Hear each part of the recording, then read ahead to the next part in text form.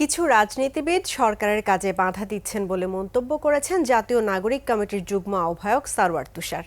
বিকেলে রাজধানীর বাংলা মোটরে ২১শে ফেব্রুয়ারি উপলক্ষে আলোচনা সভায় একথা বলেন তিনি। সুমাইয়া খানের রিপোর্ট। যারা ৩৬ বছর রাজনীতি করার গল্প শোনায় তারা ব্যর্থ হয়েছে বলেই ৩৬ দিনের আন্দোলন সফল হয়েছে, এমন মন্তব্য করেন জাতীয় নাগরিক কমিটির যুগ্ম আহ্বায়ক সারওয়ার তুষার। অর্থনৈতিক ক্ষেত্রে পিছিয়ে পড়ে।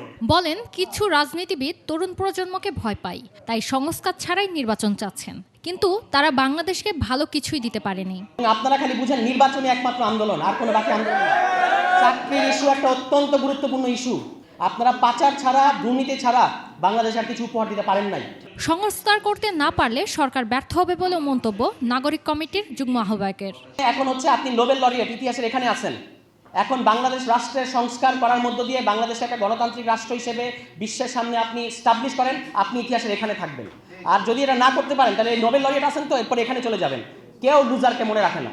যারা জনগণের অধিকার হরণ করে রাজনীতি করে তাদের জন্য প্রতিদিনই ৩৬ জুলাই আসবে বলে হুঁশিয়ারি দেন নেতারা। ৩৬ বছর ধরে রাজনীতি করছি, ৪০ বছর ধরে রাজনীতি করছি, তোমাদের ৩৬ দিনে আন্দোলনের কাছ থেকে আমাদের শিখতে হবে নাকি? তখন আমরা বলি যে এটা আসলে আপনারা রাজনীতি করেন, আমরা পার্টি করছেন। সুমাইয়া খান, ২১শে টেলিভিশন, ঢাকা।